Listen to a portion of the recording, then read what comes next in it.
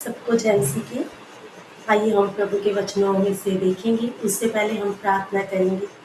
धन्यवाद शुक्र करते महान पिता परमेश्वर आपके दिए समय के लिए, आपकी उपस्थिति में आने के लिए और प्रभु वचन को बताने के लिए हमें आपने कृपा दिया।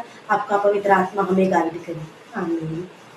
सबसे पहले हम वचन में देखते हैं, जब परमेश्वर ने इस धरती और आकाश को बनाया, उत्पत्ति से हम देखेंगे। आदि में परमेश्वर ने आकाश और पृथ्वी की सृष्टि की। सृष्टि करने के बाद परमेश्वर ने सब कुछ बनाया। सब कुछ बनाने के बाद परमेश्वर ने स्वर्गदूतों को भी बनाया। स्वर्गदूतों को बनाना प्रभु की एक योजना थी, क्योंकि सृष्टि को चलाना है। ये सारी बाइबल का निचोड़ भी क्या है? प्यार है। प्यार के कारण, सब कुछ बनाने के कारण परमेश्वर ने स्वर्गदूतों को बनाया। जब स्वर्गदूतों को बनाया, फिर परमेश्वर की आदत है परखने की। परखा, उनको परखा। जब परखा तो परख में क्या हो गए? फेल हो गए, पास नहीं हुए। लूसीफर ने क्या किया? घमंड किया और परमेश्वर ने क्या किया? उसको अपनी उपस्थिति से, स्वर्ग से निकाल दिया। निकालने के बाद फिर परमेश्वर ने आदम और हवा को भी बनाया और उनको भी परखा।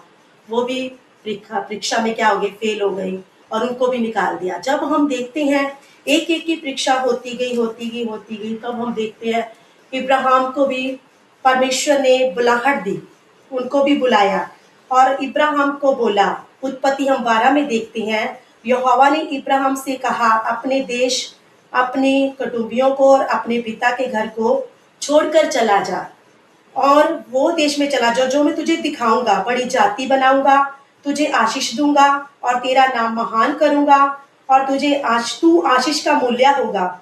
जो तुझे आशीष देगा मैं उसको आशीष दूंगा और जो तुझे कोसेगा उसको मैं श्राप दूंगा। और परमेश्वर उससे बातचीत कर रहा है। तो वो भी परमेश्वर ने जब उसको बुलाया, उसने दोबारा बोलने की, प्रभु को क्या नहीं, दोबारा नहीं बोलने के लिए दिया। उसने एक बार ही बात को मान लिया। उसने ये नहीं बोला प्रभु कहाँ जाना है, उसने बोला सब कुछ छोड़कर चला जा। उसने ये नहीं बोला प्रभु कहाँ जाना है, कहाँ नहीं जाना है। हम आज होते, उस समय होते तो हमने पूछा था प्रभु किस घर में जाना है, आप कहाँ लेकर जा रहे हैं, हमें आप बताइए। पर उसने कोई भी सवाल नहीं उठाया और यहोवा के इस वचन के अनुसार इब्राहिम चला और उसके साथ लूत भी चला। जब लूत चला, उसके साथ उसकी पत्नी भी। हम देखते हैं जब प्रभु ने उसको आवाज दिया तब वह 75 वर्ष का था। प्रभु ने बोला, उसको प्रभु ने सेवकाई के लिए, अपने के लिए चुना। हमें भी जब प्रभु अपनी सेवकाई के लिए चुनता है, हमें आवाज देता है, तो हमें भी इब्राहिम की तरह एक बार ही आवाज को सुनना है और निकल पड़ना है। और ये नहीं, बहाने नहीं चलाने। फिर परमेश्वर ने जब इब्राहिम को बुलाया, 75 वर्ष का था और परमेश्वर ने उससे एक वायदा किया, क्योंकि इब्राहिम की कोई औलाद नहीं थी और सारा क्या थी? बांझ थी। तो प्रभु ने उनको बोला, यहोवा परमेश्वर ने उसको बोला, मैं तुझे एक पुत्र दूंगा। तब परमेश्वर ने, हम उत्पत्ति 22 अध्याय में देखते हैं, इब्राहिम की परीक्षा परमेश्वर ने की। उसने कैसे की? इन बातों के पश्चात ऐसा हुआ, परमेश्वर ने इब्राहिम से कहा, देख हे इब्राहिम। उसने कहा, हाँ मैं हाजिर हूँ। जब वो अपने घर से निकला तब भी उसने सवाल नहीं उठाया, प्रभु मैंने कहाँ जाना है, आप कहाँ लेकर जा रहे हो। फिर भी उसने क्या किया? परमेश्वर की आवाज को सुना।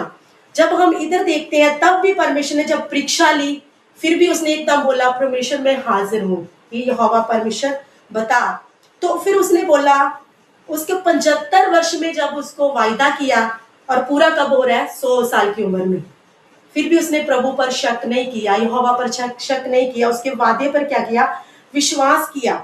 उसने एक लौता पुत्र परमेश्वर ने उसको दिया और बोला मैं उसका नाम क्या रखना? इसहाक रखना। और फिर उसने जब परीक्षा की तो बोला उसी पुत्र को क्या करना है? बलि करना है।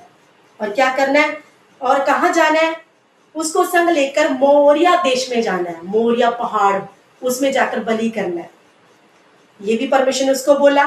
उसको जब बोला अपने घर से निकल जा, फिर परीक्षा लेने के समय भी उसको आवाज दी। उसने बोला प्रभु मैं हाजिर हूँ, यहोवा मुझसे बात क्या कर रहा है। उसने ध्यान से सुना।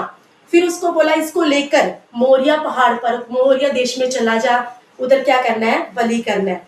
जब उसने बलि का सुना, उसके मन में शक नहीं आया। उसने बोला प्रभु मैं फिर भी हाजिर हूँ, जो आप बोलोगे वो मैं करने को तैयार हूँ। उसने मन से पूरा समर्पण किया। अंदर से गहराई से वो प्रभु को प्यार करता था, परमेश्वर को।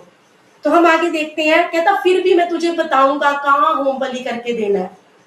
उसके अंदर फिर भी प्रभु के लिए प्यार कम नहीं हुआ। तो आप सोचो, एक बहुत बड़ी बात है कि बच्चा देने के बाद उसने बलि के लिए बोला। उसने ये नहीं बोला प्रभु अभी तो दिया आपने, अभी आप इसकी बलि ले रहे हो। बिल्कुल भी प्रभु से कोई सवाल नहीं उठाया। तब हम देखते हैं वो सुबह उठा। जब उसको बोला गया, सुबह उठकर उसने क्या किया, अपने गधे पर काट कसकर अपने 2 सेवकों को साथ लेकर और पुत्र को साथ लेकर वो मोरिया पहाड़ पर जा रहा है। तो उसने अपनी पत्नी को भी नहीं बताया